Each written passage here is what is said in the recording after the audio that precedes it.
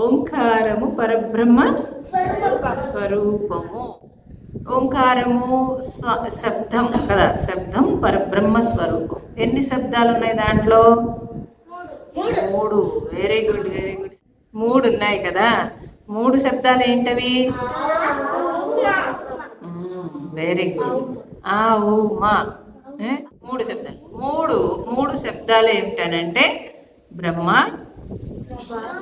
విష్ణు, మహేశ్వరుడు. ఆతో స్టార్ట్ అయినప్పుడు దాన్ని సృష్టి కాబట్టి బ్రహ్మ అంటారు. స్థితికారుడు విష్ణువు. ఓకే. తర్వాత మకారం, లయం శివుడు. ఈ మూడింటిని కలిపేది ఓంకారము. అటువంటి ఓంకారం చేసినప్పుడు ఏమవుతుంది? మీ అందరికీ నర్వస్ సిస్టమ్ అంతా యాక్టివ్ అవుతుంది, బ్రెయిన్ బాగా పనిచేస్తుంది, ఎగ్జామ్లో మర్చిపోకుండా ఉంటారు, స్ట్రెస్ లేకుండా ఉంటారు, టెన్షన్ లేకుండా ఉంటారు, ఎగ్జామ్లో ఫియర్ ఉండదు. భయం వేస్తుంది కదా ఎగ్జామ్కి, మీకు భయం వేస్తేనే మర్చిపోతారు, అలా మర్చిపోకుండా ఉంటారు. And good health. ఎందుకని? మీరు ఐస్ క్రీము, కూల్ డ్రింకులు ఏవో తీసుకుంటారు కదా, అప్పుడు ఏమవుతాయి?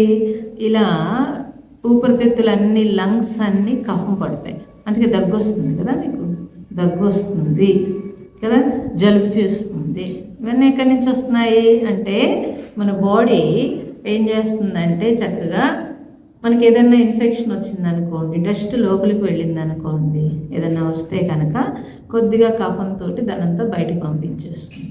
జంక్ ఫుడ్ ఏం తీసుకున్నా ఆ జంక్ ఫుడ్ ద్వారా హెల్త్ పాడైపోతుంది. అంటే ఇక్కడ మనకి ఊపిరితిత్తులు శ్వాస తీసుకుంటారు కదా, మీరు శ్వాస తీసుకునే నాళాలు అంటాం. ఈ లంగ్స్ నుంచి కంప్లీట్గా వాయువు అంటే ఎయిర్ వెళ్ళట్లేదు లోపలికి, ప్రాణశక్తి కరెక్ట్గా సప్లై అవ్వకపోతే బ్రెయిన్ షార్ప్గా ఉండదు.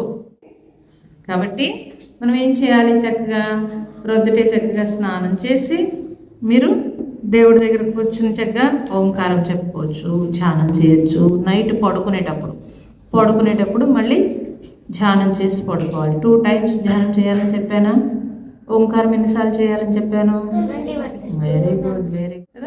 21 times మీరు ఓంకారం రోజు చేసుకుంటే లంగ్స్ అన్నీ క్లియర్ అవుతాయి, హెల్దీగా తయారవుతారు.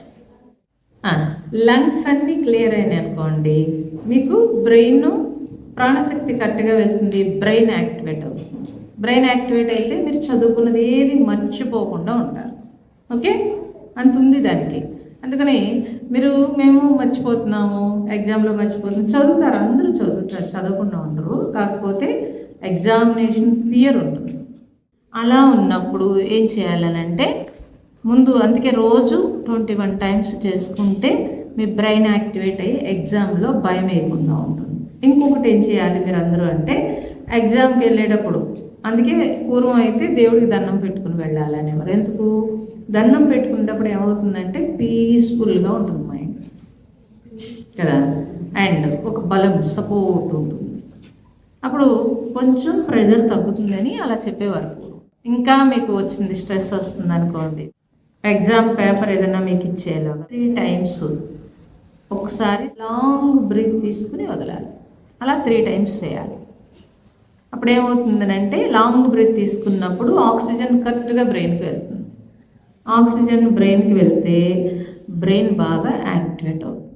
భారతదేశంలో మహాత్ములందరూ కూడా, మీ అందరికీ ఋషులు మునులు అంటే ఎవరంటే మనకి హెల్తీ లైఫ్, తర్వాత పీస్ఫుల్ మైండ్, తర్వాత సక్సెస్, ఎలా సక్సెస్ అవ్వాలి, ఇవన్నీ వాళ్ళకి కనిపెట్టి మనకు అందించారు.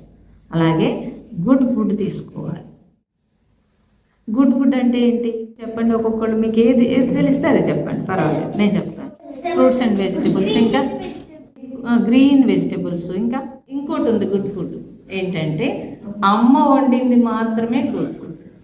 బయట ప్యాక్డ్ ఫుడ్ గుడ్ ఫుడ్ కాదు. ఎందుకని? అమ్మ చాలా ప్రేమగా చేస్తుంది. ఎంత ప్రేమగా చేస్తుందంటే అమ్మ, మీరు బాగా స్ట్రాంగ్ అవ్వాలి, మీరు ఎదగాలి, మంచిగా ఉండాలి, బాగా చదువుకోవాలి అని మంచి హెల్తీ ఫుడ్ చేస్తారు. అందుకని ఇంట్లో అమ్మ వండిన వంట ఏంటి? Good food. Vegetarian good food, అమ్మ వండిన వంట గుడ్ ఫుడ్. ఇది మీరు గుర్తుపెట్టుకోవాలి. Good habits. గుడ్ హ్యాబిట్స్ ఏంటి? మార్నింగ్ ప్రొద్దుటే లేవడం, బ్రష్ చేసుకున్న తర్వాత ఫస్ట్ ఏం చేయాలి?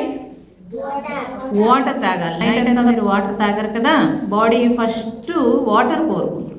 వాటర్ తీసుకుంటే ఏమవుతుందంటే లోపల ఉన్న చెత్త, డస్ట్ అంతా మీరు ఏదైతే తిన్నారో అదంతా క్లియర్ అవుతుంది. పంచభూతాలు చెప్పాము నిన్న. 5 ఎలిమెంట్స్ మళ్ళీ చెప్పాలి.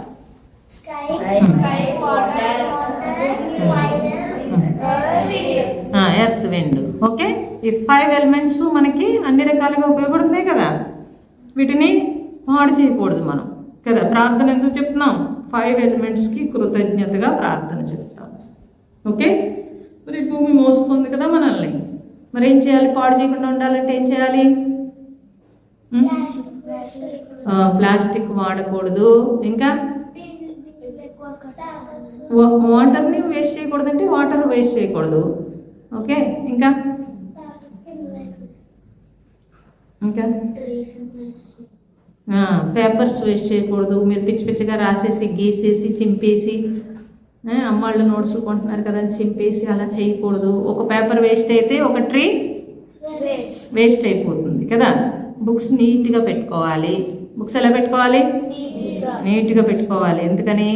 మీరు జ్ఞానం సరస్వతీదేవి చదువుకుంటున్నారు కదా, సరస్వతీదేవి కాబట్టి మీ బుక్స్ అన్నీ మీరు చాలా నీట్గా పెట్టుకోవాలి. బుక్స్ అన్నీ చిందరవందరగా ఉంటే ఏం చేయాలి? సర్దుకోవాలి. బ్యాగ్లో పెట్టాలి, అల్మారాలో పెట్టాలి కదా. స్నానం చేసి టవల్ మంచమే పెట్టాలి కదా. కాదు, ఎక్కడ పెట్టాలి? బయట ఆరేయాలి. అలా ఎక్కడ పడేయకూడదు. ఓకే, నీట్గా ఉంచాలి, నీట్గా సర్దేసుకోవాలి. ప్రతి దాన్ని పర్ఫెక్ట్గా ఉంచాలి, పర్ఫెక్ట్గా చేసుకోవాలి. మీ డ్రెస్ విప్పి అక్కడ పెట్టడము, మళ్ళీ మీరు వేసుకోవడము, నీట్గా మడత పెట్టుకోవడము, అన్నీ ఎవరికి వాళ్ళే పనులు చేసుకోవాలి. ఓకే, ఇవన్నీ చేయాలంటే మీరు యాక్టివ్గా ఉండాలి. యాక్టివ్గా ఉండాలంటే ఏం చేయాలి? గుడ్ ఫుడ్ తీసుకోవాలి, ఓంకారము చేయాలి. ఊరికే అరిసారనుకోండి, అస్తమానం అరుస్తున్నారనుకోండి, ఏమవుతుంది? ఎనర్జీ అంతా లాస్ అవుతుంది. అరవకూడదు, కూల్గా ఉండాలి. ఓకే, ఇంకా పెద్దవాళ్ళంటే రెస్పెక్ట్ ఉండాలి. తిట్టుకోవడం, మార్చుకోవడం ఇలాంటివన్నీ ఎనర్జీ వేస్ట్. ఓకేనా? మనం పిల్లలకి ఏమి ఇచ్చినా ఇవ్వకపోయినా ఒక పుణ్యం ఇవ్వాలి, పాపం ఇవ్వకూడదు. మనం ఉండం జీవితాంతం, లైఫ్ లాంగ్ మనం ఉండం. వాళ్ళకి సపోర్ట్, వాళ్ళ పుణ్యమే వాళ్ళకి సపోర్ట్. ఎవరు సపోర్ట్ ఇవ్వలేరు, వాళ్ళ పుణ్యమే. ఇప్పుడు పూర్వం అయితే వాల్యూస్ ఉన్నాయి, ఇప్పుడు వాల్యూస్ లేవు. ఎవరిని పట్టించుకోరు. అప్పుడు వాళ్ళని కాపాడేది వాళ్ళ పుణ్యం. ఆ పుణ్యమే వాళ్ళని కాపాడుతుంది. మనం ఎక్కడో ఉంటాం, వాళ్ళు ఎక్కడో ఉంటారు. మన దగ్గర ఉంటారా ఏంటి? మన దగ్గర ఉంటారు. మన దగ్గర లేనప్పుడు వాళ్ళకి సపోర్ట్ కావాలనంటే వాళ్ళ పుణ్యం సపోర్ట్ కావాలి. మన పుణ్యం కూడా వాళ్ళకి వెళ్ళాలి. మన ఆస్తి కాదు వెళ్ళాల్సిందే.